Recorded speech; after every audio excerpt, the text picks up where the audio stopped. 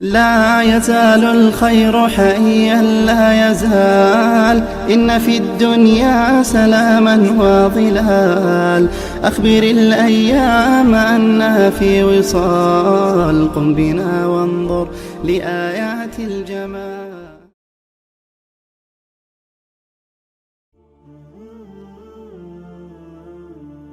Alhamdulillahi Rabbil Alamin. Wassalatu wassalamu ala asyrafil anbiya wal mursalin Sayyidina wa maulana Muhammadin wa ala alihi wa sahbihi ajma'in. Fallahumma ya qaribal farad salli wa sallim ala Sayyidina Muhammadin man rafa'ta bihi annal haraj wa ala alihi wa sahbihi wa man fi nahjihim qadin daraj wa ba'du. Nawaitu ta'alluma wa ta'lima tadhakkura wa tadhkir wa naf'a wal intifa' wal ifadata wal istifada wal hitha la tamassuki bi kitabillah wa sunnati rasulih sallallahu alaihi wasallam wa du'a ila al khair wa dalalata al hudayati wa jillahi mardatihi wa qurbihi wa thawabihi subhanahu wa ta'ala. Allahumma inna nas'aluka faman nabiyyin wa hifdzal mursalin wa ilhamal malaikatil muqarrabin. Allahumma aghnina bil ilmi wa jamilna bil hilmi wa akrimna bittaqwa wa zayyinna bil afiyah birahmatika ya arhamar rahimin. Sallallahu ala sayyidina Muhammad walhamdulillahi rabbil alamin. Hadirin hadirat Bapak Ibu yang dirahmati Allah, alhamdulillah kita bisa melanjutkan pengajian kita, kajian fikih praktis. Walaupun sekarang ini hujan deras dan banyak orang yang sakit, kita bisa hadir, jenengan hadir di sini saja, di masjid saja sudah ibadah, apalagi diniati belajar. Monggo dari awal bersama-sama diniati belajar biar atau ngaji, biar duduknya kita di masjid ini tidak percuma atau lebih bernilai pahala. Terus diniati ngaji di samping i'tikaf. Bismillahirrahmanirrahim. Qala al-musannifu rahimallahu ta'ala wa nafa'ana bihi wa bi ulumihi wa bi ulumikum fid dharain amin. Ila an qala syurutus sujudi sab'atun ay yasjuda ala sab'ati a'dha'in wa an takuna jabhatuhu makshufatan wat tahamulu bi ra'sihi wa 'adamul huyyi li ghairihi wa alla yasjuda ala shay'in yataharraku bi harakatihi wa irtifa'u asafihi ala a'alihi wa tuma'inatu fi. Khatimatun a'dha'us sujudi sab'atun al jabhatu wa butunu asabi'il kaffaini war rukbatani wa butuni asabi'ir rijlaini. Hadirin hadirat yang dirahmati Allah, iki kita nyampe pembahasan tentang tentang sujud. Ini juga pembahasan penting. Dulu juga mungkin dari jenengan kula supeh, saya lupa, dulu mungkin ada yang tanya bagaimana salatnya misalkan orang sujud tapi kok pakai nopo kaos kaki, atau bagaimana sujudnya orang yang pakai kaos tangan dan seterusnya, misalkan seperti itu. Minggu kemarin kita bahas yaitu mengenai nopo tasyahud, terus mengenai juga salam dan beberapa permasalahannya, yang salah satunya kemarin karena juga ada yang tanya, Ustadz, sebenarnya kita itu ngangkat tangan itu kapan? Kemarin saya jelaskan. Ada yang tanya, sebenarnya kita ngangkat tangan maksudnya deriji atau jari ini, telunjuk, kapan kita ngangkat ini? Kemarin juga saya bahas juga bagaimana hukumnya menggerak-gerakkan tangan kanan kiri, apa ke atas ke bawah yang benar atau seterusnya kita bahas. Namun enggak ada salahnya misalkan kalau ulangi kedik itu sebelum saya membahas tentang sujud. Kemarin saya terangkan bahwa ulama itu sebenarnya beda pendapat. Sebenarnya kapan kita itu mengangkat tangan? Mimbabil faidah, Mbak Ifda supaya bisa diambil faedah oleh panjenengan dan siapapun yang melihat. Niku ulama mazhab 4 itu beda pendapat mengenai ngangkat niki jari telunjuk. Jadi misalkan jenengan kemarin saya bilang tangannya kayak gini, terus kalau kita mazhab Syafi'i kan illallah diangkat ngoten. 4 mazhab itu berbeda.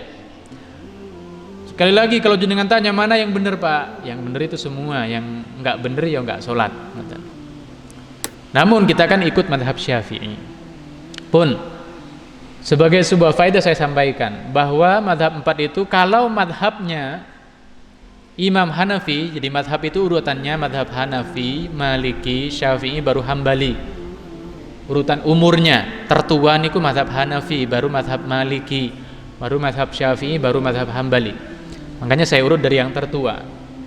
Mazhab Hanafi itu mengatakan kapan ngangkatnya? Ngangkatnya itu ketika kita la ilaha.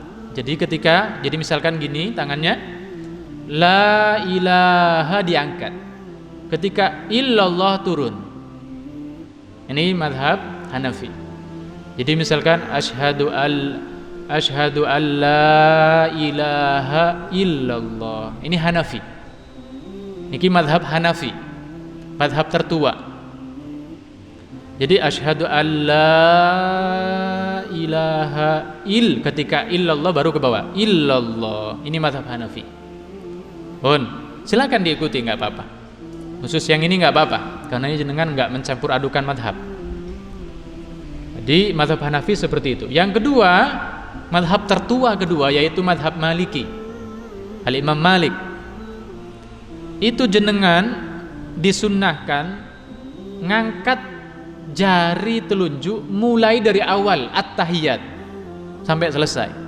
Jadi misalkan at-tahiyat langsung ngangkat sampai selesai.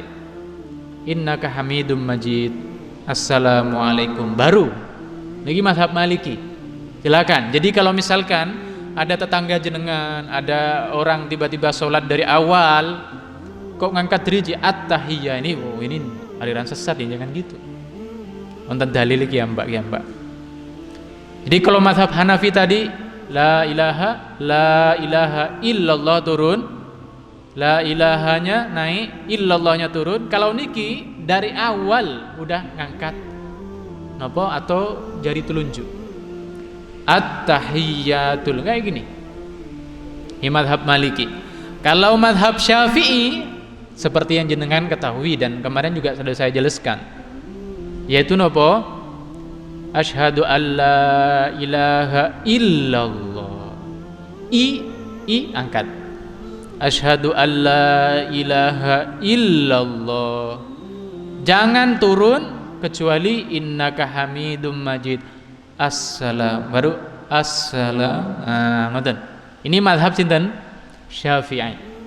Jadi mazhab Syafi'i ketika illallah baru angkat. Gini tangannya illallah. Itu mazhab Syafi'i dan jenengan udah ma'ruf seperti ini. Kalau mazhab yang terakhir yaitu mazhab Imam Ahmad bin Hambal atau mazhab Hambali itu ketika Allahnya. Jadi misalkan jenengan ngeten tangannya. Jadi misalkan gini, asyhadu an la ilaha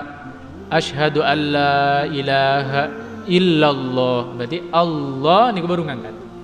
Illallah. Niki mazhab Hambali. 4 mazhab niki untuk yang ini boleh diikuti terserah. Namun ya langkung saya karena kita napa Asia Tenggara itu adalah mayoritas mazhab Syafi'i. Ikut mazhab Syafi'i yaitu pakai illallah baru diangkat. Kenapa saya jelaskan?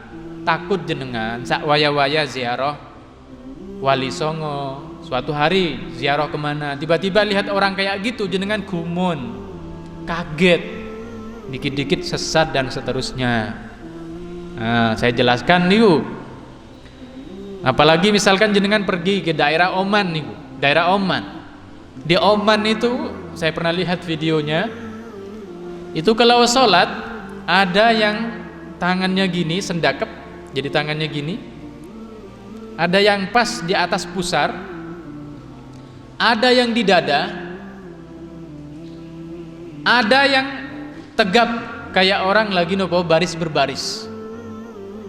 Itu kalau jenengan nggak ngerti madhab, maka jenengan pasti ingkar, oh, ini aliran sesat. Makanya kadang-kadang saya jelaskan itu tujuannya itu. Namun tetap saya katakan jenengan ikutlah yang sudah biasa, khususnya madhab Syafi'i dalam semua nopo amal ibadah kita. Pun itu mengenai kapan kita ngangkat jari telunjuk dengan 4 madhab. Itu permasalahan yang nomor pertama. Yang kedua, yang kemarin sudah saya jelaskan sebenarnya, namun mungkin biar orang yang lihat di YouTube juga ambil faidah. Boleh nggak tangan itu digerak-gerakkan? Terus gerak-geraknya di mana? Satu yang perlu dijelaskan, yang perlu ditekankan.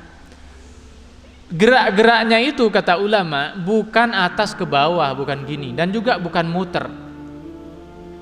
Gerak-geraknya itu kanan kiri, kanan kiri, kanan yaminan wa shimalan kata ulama. Itu kalau digerakkan.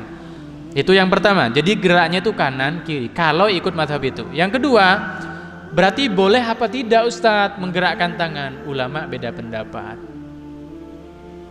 Namun kemarin saya jelaskan lebih baik nggak usah. Kenapa kok lebih baik Ustadz? Satu, karena memang mazhabnya Syafi'i, dan qaul yang kuat, pendapat yang kuat itu mengatakan tidak usah digerak-gerakkan. Itu yang alasannya kenapa nggak usah gerak-gerakkan. Yang kedua, kalau jenengan menggerak-gerakkan, sekarang itu orang-orang malah nggak khusyuk. Dari dulu nggak biasa, tiba-tiba ada orang yang menggerakkan. Nah, untuk yang ini, karena ini penting juga, sebab dulu saya pernah, tak tahun berapa nih, kok ada yang teman-teman bilang, ada yang mengatakan salah atau bid'ah, saya lupa. Intinya kayak ngerosok aneh. Ulama mengatakan semua ada dalilnya. Khusus yang ini saya kasih tahu dalilnya. Jadi kenapa digerak-gerakkan? Ini berdasarkan kata ulama, hadis hasan atau hadis sahih diriwayatkan dari Wa'il bin Hajar al-Hadrami. Di situ beliau mengatakan bahwa Rasulullah sallallahu alaihi wasallam itu rafa'a usbu'ahu.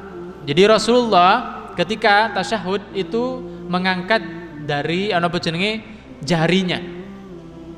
Kata beliau, rafa'a usbu'ahu. Yani maksudnya ini. Terus fara'aituhu yuharrikuha, kata ulama, kata sahabat tadi. Lalu saya melihat Rasulullah itu menggerak-gerakkan jari telunjuknya. Wada'a biha. Jadi Rasulullah fara'aituhu yuharrikuha. Ini riwayat hasan atau sahih. Kalau enggak salah riwayat Imam An-Nasa'i. Di fara'aituhu yuharrikuha, saya melihat Rasulullah menggerak-gerakkan jari telunjuk. Makanya sebagian ulama mengatakan disunnahkan. Namun yang mengatakan apa jenenge, yang mengatakan tidak sunnah itu juga berdasarkan hadis diriwayatkan dari Abdullah bin Zubair, kalau enggak salah satu sahabat. Imam Abu Daud meriwayatkan bahwa beliau mengatakan, Abdullah bin Zubair ini mengatakan, wa kana yushiru bi usbu'ihi, Rasulullah itu ngangkat isyarat dengan jarinya. Wala idza da'a, ketika berdoa. Wala yuharrikuha, dan tidak digerak-gerakkan. Nah, ini dalil yang kedua. Kata ulama sahih dalilnya. Gara-gara dua dalil ini akhirnya ulama nopo beda pendapat. Lah Ustadz kok bisa dua dalil bertentangan? Ini gimana? Terus ulama kok milih satunya milih satunya? Nah, ini sebenarnya panjang. Nah, ini penjelasan dalam usul fiqh seperti itu. Jadi kenapa ya? Singkatnya, kenapa mereka misalkan mengatakan satunya ikut hadis yang nggak usah gerak-gerak, satunya yang gerak-gerak? Karena menurut mereka hadis yang satunya itu tidak sahih. Menurut mereka, sehingga nggak diamalkan. Ngoten. Cuman saya nggak perpanjang untuk itu karena jenengan nanti mumet. Yang jelas kalau ditanya, Ustadz boleh nggak menggerak-gerakkan? Saya jawab ulama khilaf. Ulama beda pendapat. Ada yang mengatakan digerak-gerakkan kanan kiri, ada yang mengatakan gak usah. Kalau untuk saya dan panjenengan, lebih baik gak usah digerak-gerakkan. Satu, karena mazhab Syafi'i berpendapat yang kuat mengatakan gak usah. Yang kedua, kalau digerak-gerakkan biasanya malah menghilangkan fokus tetangganya atau nopo sampingnya.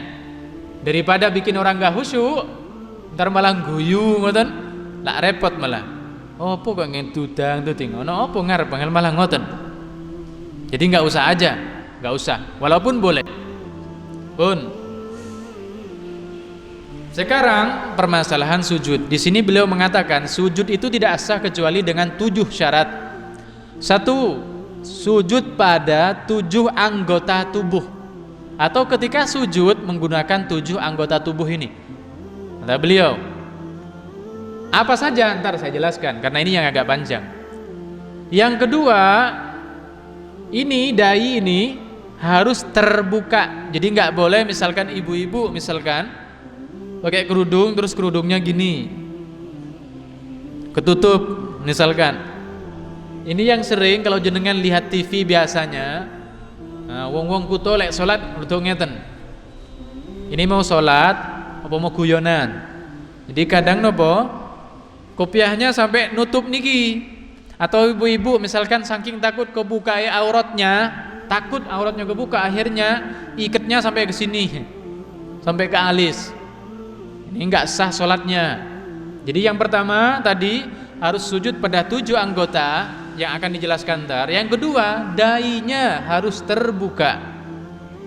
Ustadz misalnya gini, rotok gini misalkan, karena gini sebagian nempel, sebagian enggak apa-apa kalau sebagian nempel enggak. Makanya, ngapunten seandainya ada orang rambutnya ke depan, tapi sebagian kebuka, maka itu enggak apa-apa. Sebagian nggih. Tapi kalau semuanya ketutup, enggak boleh. Tapi lebih baik ya wis kayak gini. Dirapikan. Wattahamulu bi ra'sihi, ditekan kepalanya sampai kata ulama ketika sujud kira-kira seandainya di bawah dahi kita itu ada kapas. Ketika ditekan sama dahi kita itu seolah-olah seandainya ada kapas itu maka akan kelihatan bekasnya. Beda kalau misalkan Allahu Akbar itu kan nggak kelihatan. Allahu Akbar misalkan. Allahu Akbar.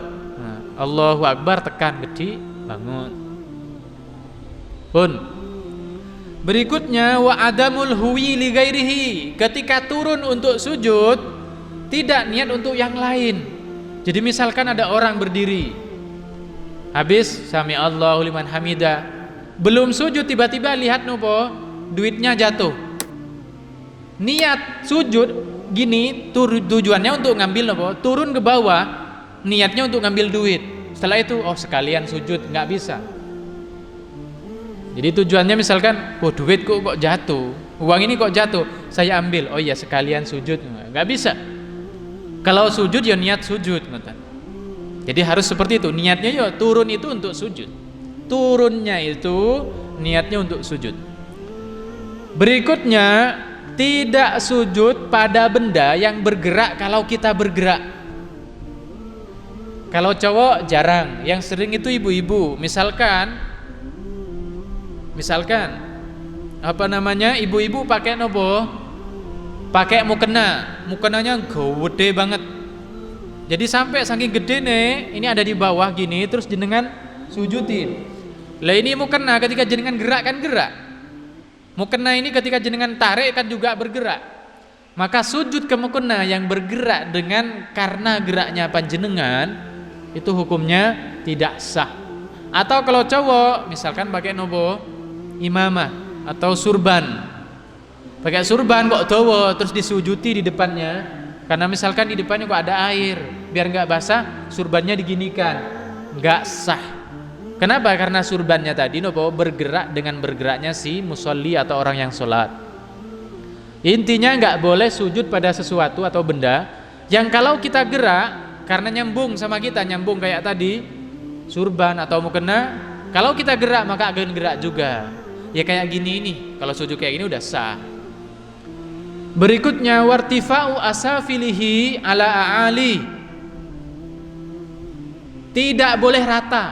Jadi misalkan ada orang sujud rata, kepala sama gegere sama punggungnya rata.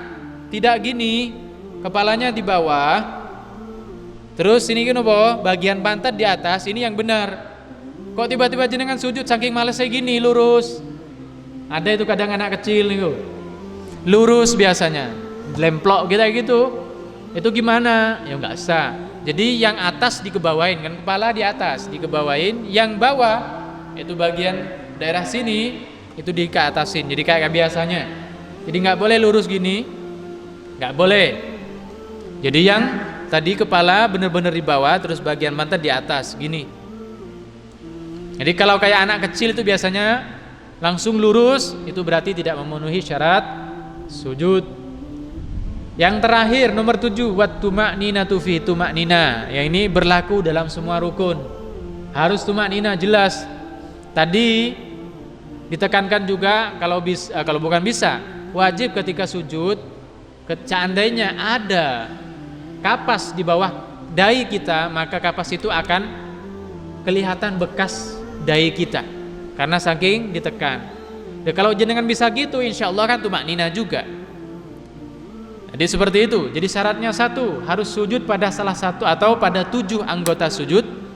Yang kedua, dahinya terbuka walaupun hanya sebagian. Yang ketiga, tekan ketika sujud. Yang keempat, ketika turun untuk sujud tidak niat untuk yang lain. Kalau niat turun tujuannya untuk ngambil duit atau buang apa di depannya, setelah itu baru niat sujud, maka tidak sah. Maka harus balik lagi, niatnya harus niat sujud. Yang nomor 5, tidak sujud pada benda yang bisa bergerak dengan bergeraknya kita ketika sholat, seperti surban atau mukena dan seterusnya. Yang ke-6, bagian atas di bawah, bagian bawah di atas. Maksudnya kepala gini, terus bagian pantat di atas seperti ini. Kalau lurus seperti ini berarti tidak memenuhi syaratnya sujud. Yang terakhir yaitu tumakninah. Yang terakhir adalah tumakninah atau berdiam sejenak dengan kadar subhanallah.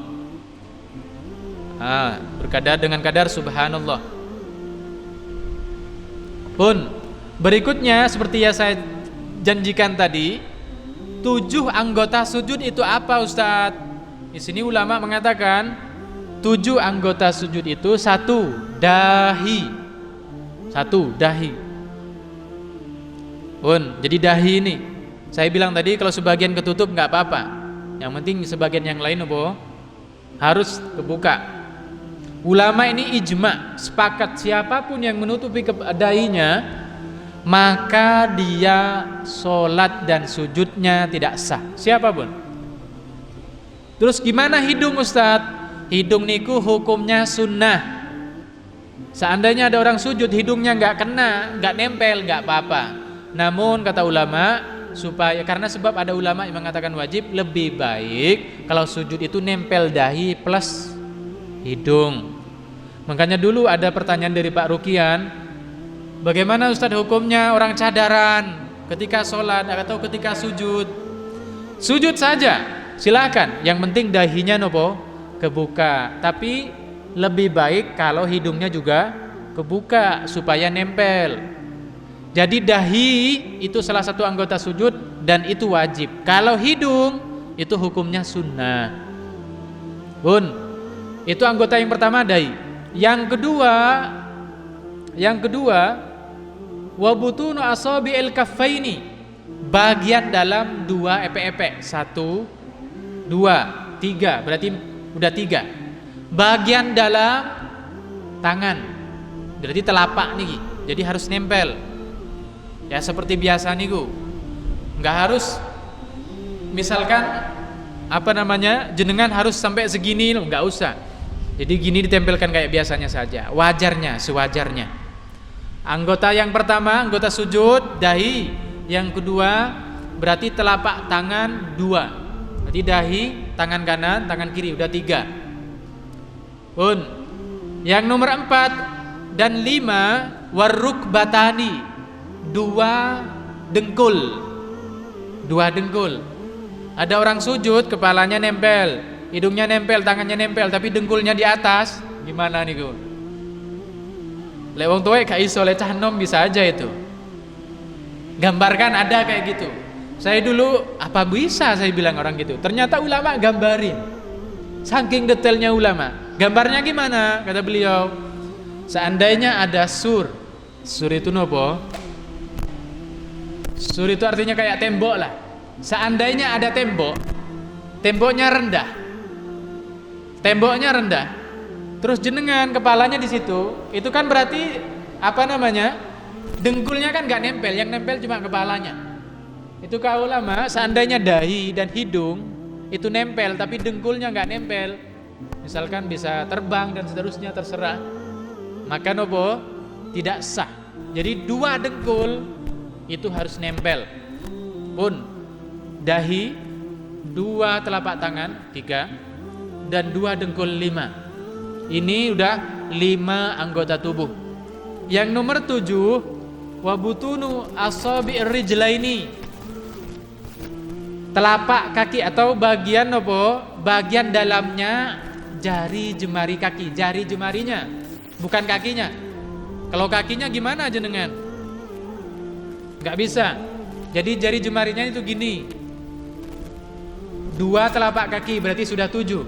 Dahi 1, 2 telapak tangan 3, 2 dengkul 5, 2 jari atau nopo 2 kaki atau jari dari bagian dalam jari 2 kaki berarti 7. 7 ini harus nemplek semuanya agar bisa sujudnya.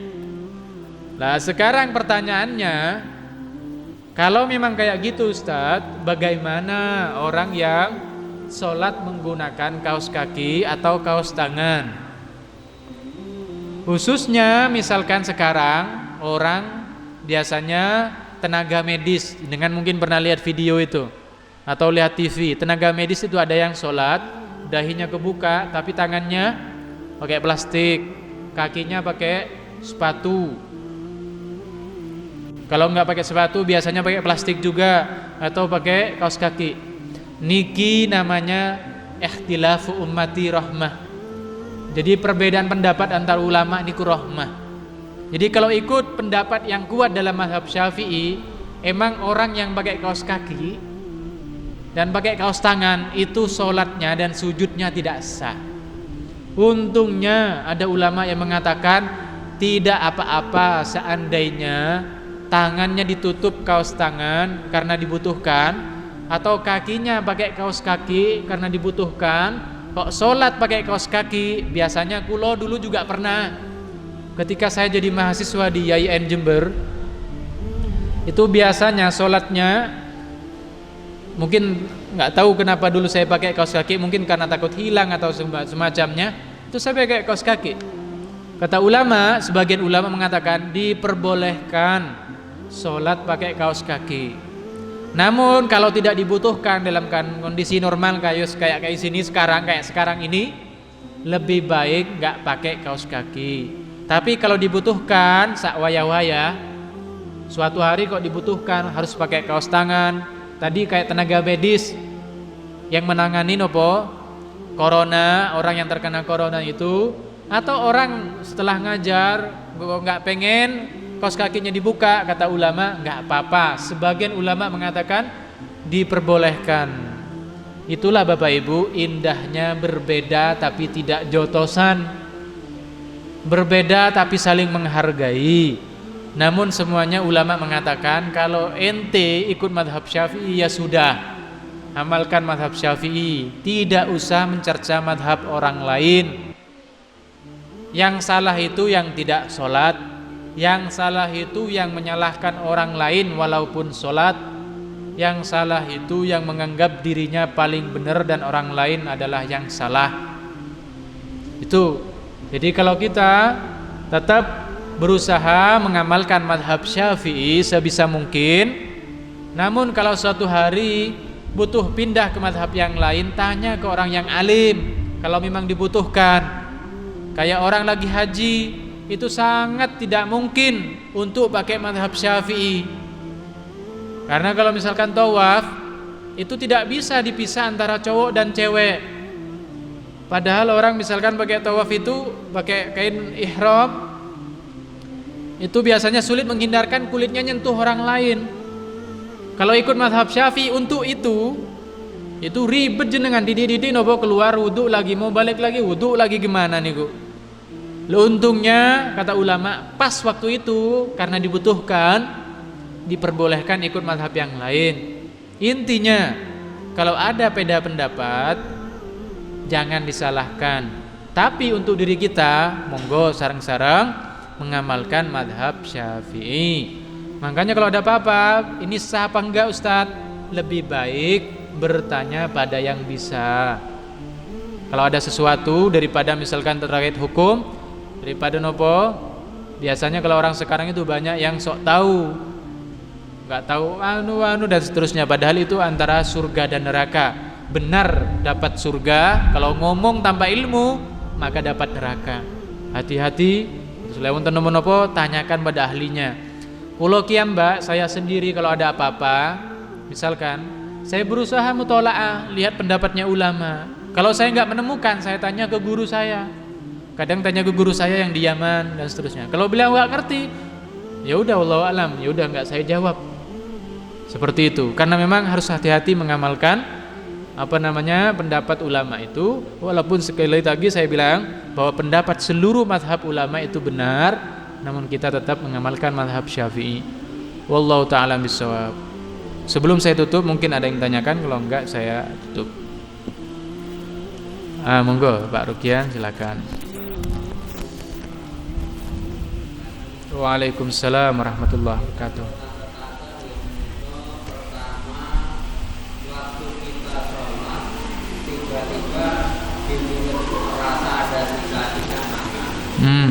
Cara menghilangkan gimana, atau kita pelan atau kita Yang kedua, dalam sholat jamaah ada salah satu saja yang khusyuk, semuanya sah. Yang saya tanyakan, ada salah satu yang khusyuk, yang ruku khusyuk, khusyuk ya kan semuanya sah. Yang saya tanyakan, nilai pahalanya tiap-tiap itu apa? Oke, Masya Allah. Terima kasih. Ini pertanyaannya mahasiswa ini. Pertanyaan berat. Oke. Namun kalau alhamdulillah udah terbiasa dengan pertanyaan berat. Gara-gara di asunnya itu anaknya pinter-pinter, kalau tanya itu berat-berat. Jadi kalau ketemu orang di masyarakat itu alhamdulillah udah nggak kerasa berat. Karena dulu waktu jadi guru di pondok sering sama anak-anak itu kadang ada yang rotok ngetes ya Kang ya. Nah, jadi ketika di masyarakat niku alhamdulillah gampang. Jadi pertanyaan pertama Bapak Ibu niki dari Bapak Rukian, Ustadz, bagaimana hukumnya atau bagaimana caranya seandainya kita lagi sholat tiba-tiba kroso ada satu butir misalkan apa nasi misalkan, itu benar-benar ada nggih? Ini kata ulama kalau ada kayak gitu caranya. Bahkan dulu ulama nyontohkan itu bukan sebutir nasi, bukan. Tapi seandainya, contohnya ulama bilang bukan sebutir nasi, tapi bilang seandainya ada ludah. Ludah itu kok kroso manis, misalkan sebelumnya ngopi atau apa. Kata ulama gimana? Padahal kita lagi sholat, nggak usah dibatalkan. Kata ulama, kalau pengen dilanjutkan, kalau pengen dibatalkan ya nggak apa-apa. Kalau pengen dilanjutkan kata ulama, maka ludahkan pada saku. Terus ngeten. Kalau nggak pengen membatalkan. Tapi misalkan jenengan aku kok jijik, ya udah batalkan sholatnya, mangke lanjut malih. Itu kata ulama. Saya pernah juga ngalami itu ketika sholat tiba-tiba teng mriki di sini ini kerasa kayak asin. Apalagi nasi kan, kerasa asin saja. Saya bilang, saya ingat saya tadi makan apa gitu. Tiba-tiba saya bilang, karena itu saya udah 2 rakaat apa 3 rakaat, akhirnya saya kumpulkan ludah yang kerasa asin itu, saya buka sak saya ngeludah gitu. Setelah ke rumah ya saya cuci bajunya. Ngoten. Tapi seandainya jenengan jijik, ya udah batalkan saja sholatnya. Pun. Tapi kalau nasi, saya juga pernah nasi Karena kalau jenengan kan sama-sama punya gigi kan. Jadi juga makan juga, maka masalahnya juga sama. Ketika ada nasi biasanya saya ginikan. Jadi dilepeh bahasa Jawa nih, dilepeh terus diambil, tuh diletakkan di sak. Kalau di bawah ya gini, tapi geraknya jangan gitu. Jadi lepeh, ambil, diam terus masukkan pelan-pelan. Geraknya jangan sampai 3 berturut-turut. Kecuali yang jenengan kerasa di sini di mulut itu adalah najis. Contohnya darah. Kok kroso? Biasanya kan tahu kita ini darah. Apa asin biasa, apa manis, gini boten. Kalau darah, batalkan sholatnya. Kumur-kumur, hilangkan itu darahnya. Jangan ditelan. Jangan kayak salah satu ustadz, saya pernah lihat itu pas waktu Ramadan, ada salah satu ustadz di TV. Jadi hati-hati ustadz di TV niku juga. Kayaknya bukan alumni pondok, ngoten. Ditanya, ustadz bagaimana kalau lagi puasa? Terus kita itu makan lupa, baru ingat ketika nasi di mulut. Kata ustadznya, kalau ingat banget di Trans 7. Terus gimana itu nasi ustadz, kan udah di mulut. Kata dia, telan saja. Itu rezeki. Kalau yang lihat itu ketawa. Ketawa sekaligus miris. Dalilnya dia apa? Nggak ada dalil Al-Quran atau hadis itu nggak ada. Dalilnya kenapa kok ditelan ustadz? Karena itu rezeki dari Allah. Ya enggak gitu, batal langsung puasanya. Kalau jenengan ingat, baik di sholat atau di puasa itu sama. Kok nasi ada di mulut, lupa kalau jenengan sholat akhirnya mau ditelan, belum masuk ke dalam, jenengan lepeh, jangan dilanjutkan. Malah dilanjutkan, alasannya karena rezeki dari Allah, bukan. Jadi seperti itu caranya. Yang kedua, Ustadz katanya kalau ada orang sholat jamaah, salah satunya khusyuk, maka yang lain dihitung sama. Ini gimana Ustadz? Terus kira-kira pahalanya sama apa enggak? Satu yang perlu saya jelaskan Bapak Ibu, ini tolong didengarkan dengan baik. Khusyuk itu bukan rukunnya sholat. Khusyuk itu tidak wajib, kecuali menurut Imam Ghazali. Imam Ghazali itu mengatakan wajib rukun atau wajib khusyuk. Kalau dalam madhab kita atau madhab yang kuat atau pendapat yang kuat mengatakan khusyuk itu tidak wajib, hukumnya sunnah. Jenengan sholat 4 rakaat, selama 4 rakaat gak ingat kecuali dagangane, gak ingat kecuali sepedane takut hilang, gak ingat kecuali suara gerimis, gak ingat kecuali suaranya hujan, jenengan sah sholatnya tapi kurang afdol karena sunnah bukan wajib. Namun kalau pertanyaannya Ustadz memang sunnah, nggih. Seandainya ada satu katanya yang lain dihitung. Kata ulama mengatakan seandainya ada satu saja yang khusyuk, itu karena saking utamanya jemaah, maka itu yang lain itu ketampiasan. Jadi ikut kena efeknya. Terus berarti apa yang lain sama keutamaannya Ustadz? Ya nggak mungkin sama. Yang khusyuk itulah yang paling afdol. Terus perlu ditanya juga, khusyuk itu gimana sih Ustaz? Khusyuk itu adalah meresapi seluruh rukun yang kita laksanakan. Jadi setiap rukun yang kita laksanakan kita resapi. Misalkan sujud, ketika jenengan sujud itu jenengan bayangkan benar-benar lagi sujud. Sadari bahwa lagi sujud. Ketika baca subhanallah, sadari bahwa jenengan baca subhanallah. Jangan ingat yang lain. Kalau bisa ingat juga maknanya, Maha Suci Allah. Ketika Al-Fatihah misalkan jenengan tahu artinya, yuk ingat arti dari Fatihah. Alhamdulillahirabbil alamin, segala puja bagi Allah Tuhan alam semesta, Ar-Rahman Rahim, Zat Maha Pengasih dan Penyayang. Itu namanya khusyuk. Jadi khusyuk itu adalah menyadari setiap gerakan atau ucapan yang kita laksanakan, itu khusyuk. Sampai gak ingat orang lain, itu namanya khusyuk. Hukumnya sunnah, tidak wajib. Hukumnya sunnah, perlu diingat-ingat nih nggih. Jadi hukumnya sunnah. Lebih baik khusyuk, karena biasanya kalau orang khusyuk niku efeknya ke diri itu lebih afdal. Bun, cukup dulu nggih. Minggu depan kita lanjut insyaallah kalau ada pertanyaan. Subhanakallahumma wa bihamdika asyhadu an la ilaha illa anta astaghfiruka wa atubu ilaik. Assalamualaikum warahmatullahi wabarakatuh.